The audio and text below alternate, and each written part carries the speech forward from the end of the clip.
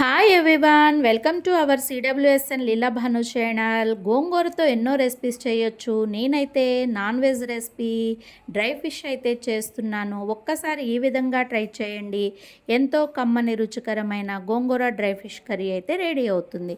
ముందుగా మనం పాన్ పెట్టుకుని హాట్ వాటర్ని అయితే ప్రిపేర్ చేసుకుని మన డ్రై ఫిష్ని ఒక 5 మినిట్స్ నానబెట్టి శుభ్రంగా క్లీన్ చేసుకోవాలి. తర్వాత పాన్ పెట్టుకుని డ్రై ఫిష్ కర్రీలోకి కొంచెం ఆయిల్ ఎక్కువే పడుతుంది. నేనైతే మంచి నూనె వేసుకుని ఆయిల్ హీట్ అయిన తర్వాత క్లీన్ చేసిన డ్రై ఫిష్ని అయితే వేసుకుని వేయించుకున్నాను. ఇలా మనం దోరగా ఎర్రగా వేయించుకున్నాక ఈ డ్రై ఫిష్ ముక్కల్ని అయితే ఒక గిన్నెలోకి తీసుకోవాలి.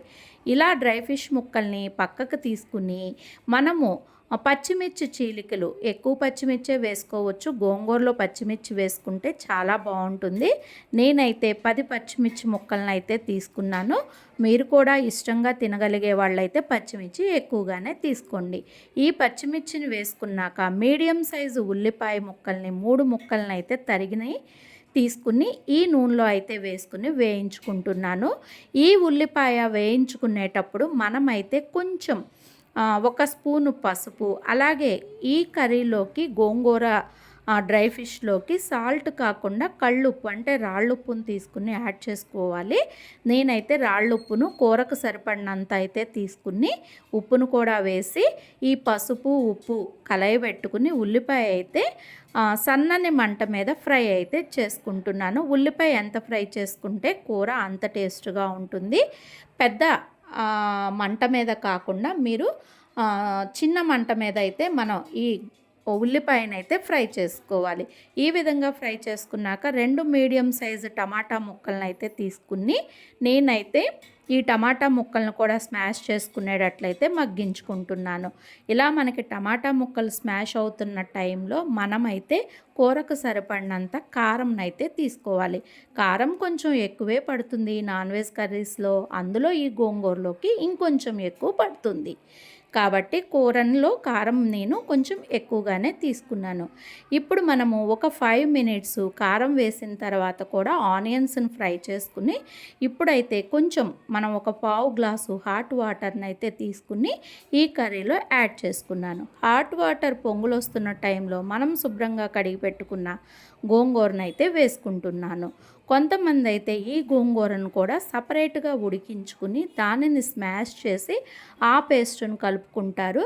కానీ నేనైతే అలా కాకుండా ఆకులుగా గోంగూర ఉడికి డ్రై ఫిష్లో కానీ ఎండు రొయ్యల్లో కానీ చాలా టేస్ట్ వస్తుంది. మీరు కూడా ఒక్కసారి ఈ విధంగా ట్రై చేయండి.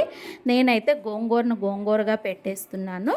చాలా బాగుంటుంది. మనం మూత పెట్టి గోంగూరని సన్నని మంట మీద గోంగూర మొత్తం ఉడికేటట్లయితే కనుక మనం గోంగూరని ఉడికించుకోవాలి.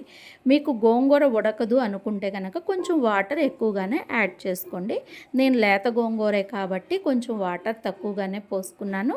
ఈ విధంగా మధ్య మధ్యలో గోంగూరను కలయి పెట్టుకుంటూ స్మాష్ చేసుకుంటూ అయితే ఉడికించుకోవాలి. గోంగూర మనకి ఉడికిన తర్వాత ఆయిల్ అనేది బయటకు వస్తూ గోంగూర ఉడికింది అనుకున్నప్పుడు మనం ఏం చేయాలంటే మనం వేయించుకుని పక్కకు తీసుకున్న డ్రై ఫిష్ ఉంటాయి కదా, మనం ఆ డ్రై ఫిష్ని ఏం చేయాలంటే చివర్లో యాడ్ చేసుకోవాలి. ముందే యాడ్ చేసుకుంటే ఈ డ్రై ఫిష్ మనకి ముక్కలు చితికే అవకాశం ఉంటుంది. అందుకనే నేనైతే గోంగూర మొత్తం కూడా ఉడికిన తర్వాతే ఈ డ్రై ఫిష్ అయితే యాడ్ చేసుకుంటాను. నాకు గోంగూర అయితే ఉడికిపోయింది.